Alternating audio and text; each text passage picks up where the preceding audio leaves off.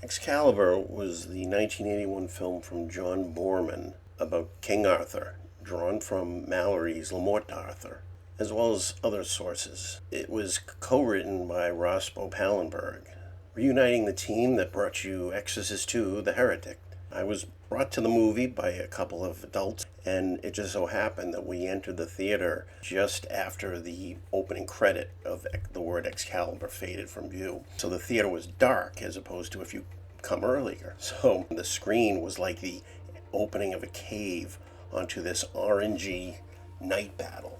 And we walked down the aisle towards the screen. It was like getting closer to the mouth of the cave, kind of like walking into the movie itself, and it's the right movie for that type of experience. Here are the top 10 things I love about Excalibur. Number one, the cast. Nigel Terry, you watch him grow from this kind of clumsy boy who's running around trying to help out his brother Kay. And the same day that we're introduced to Arthur, he finds out that not only is he adopted, but he's the king. Helen Mirren is Morgan Le Fay. You can see her getting men to do her will. Guinevere, Sherry does a great job of making her seem like kind of a semi-hippie. She's obviously a lady, but she's looking to rock and roll too. Nicole Williamson as Merlin is the most surprising performance because you don't expect Merlin to be as off-center, but it's just perfect because he seems odd. He doesn't seem to fit into this world exactly as the other characters do. Number two, the screenplay. It's not a thorough adaptation of Le Morte d'Arthur, which would have to be a Netflix series. It'd also be kind of boring, but it hurries through a lot of the highlights. Boorman keep things moving at a good clip in this new Star Wars age. The mythology is all way up front. It's more enjoyable if you know some of the left off sections, such as Sir Gawain and the Green Knight, and can fill in the backstories. Because of the screenplay, I would show Excalibur to a young person who is interested in King Arthur as an overview. Number three, the photography. Apparently Dick Bush, who had a history of not getting along well with all the people he worked with, couldn't handle having to reshoot the opening night battle not once but twice, according to John Boorman on the DVD commentary. Alex Thompson took over and got an Oscar nomination. The Irish countryside, stunning. The use of color gels such as green in the scene of Excalibur breaking and in Merlin's hangout. It's not realistic. It adds so much to the fantasy atmosphere with just a blotch of color, like the way Mario Bava used to use color. Number four, music. Orff's Carmina Burana first track, otherwise known as Ozzy Osbourne's theme, is just a perfect accompaniment to Arthur and his knights riding off to battle. But the Wagner, the way Tristan and Isolde is used to show Guinevere and Sir Lancelot, that edge, that it's off a little. It isn't so much a love theme, it's a sweeping passion theme. Number five, Trevor Jones' original score. Not a lot of it used in the movie, as you can hear from his score to Dark City or Last of the Mohicans. His music could have fit this movie if he just pushed it a little harder, but what's there of it, mostly the dances and the Lady of the Lake music, is quite fitting. Number six, Arthur's uncomfortable embrace of his son. Arthur and Mordred are battling, and Mordred jams his father with a spear. Arthur responds to this by pulling himself along the length of the spear, and for some reason Mordred doesn't just let it go.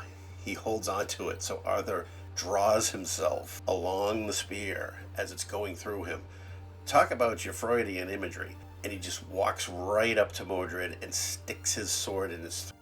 I think this scene was swiped in Star Trek. 7. Merlin and Morgana, Helen Mirren and Nicole Williamson, supposedly didn't like each other. And Boorman says that he had that in mind when he cast them. And it works because Merlin doesn't trust her and delights in tricking her into destroying herself later. Morgana likes to think she can wrap all men around her little finger, and usually she can, but ultimately he gets the better of her. So their whole arc is complete. Number 8, the use of the Zardoz mask on Modred. Number 9, the Tree of Dead Knights. It's just a very potent image right out of the tarot deck. Number 10, Arthur sailing into the sunset, attended by 3 women, the island of Avalon, sun going down. It's the perfect ending. Number 11, there's a pervasive tone throughout of time passing like a stream. Arthur and Merlin on the castle top before Merlin goes away. Arthur going to Guinevere in the convent and saying he dreams that someday maybe they could be reunited. Number 12, the fight between Arthur and Lancelot.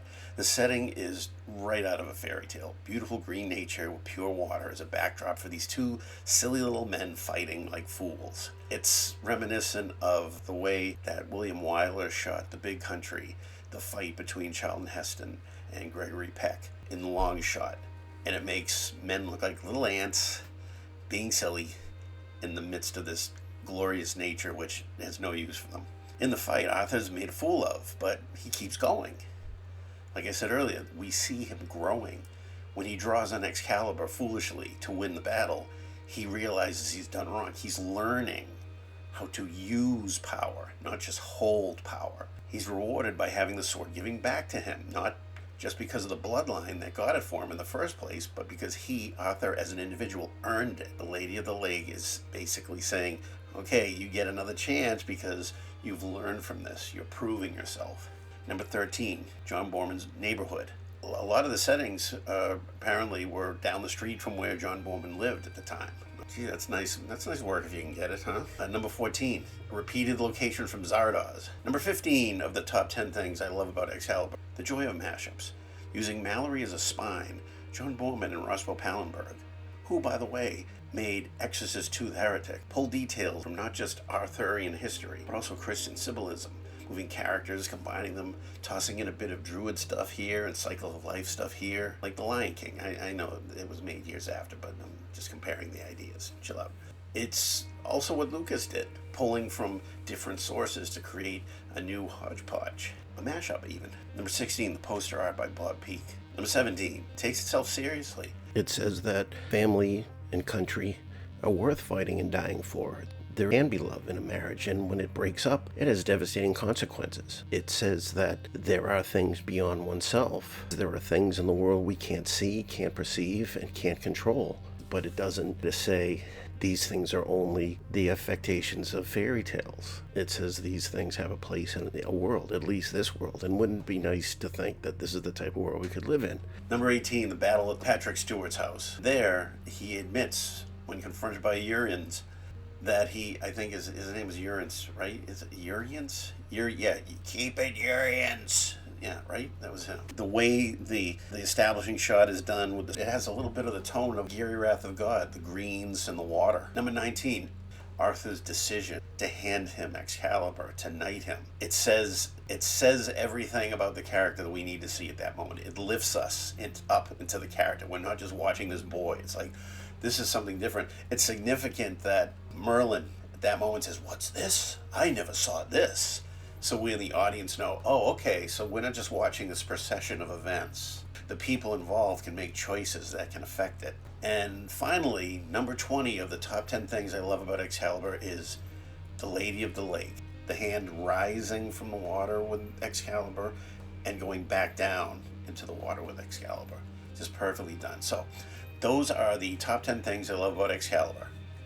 Thanks for stopping by, and I hope to see you again soon.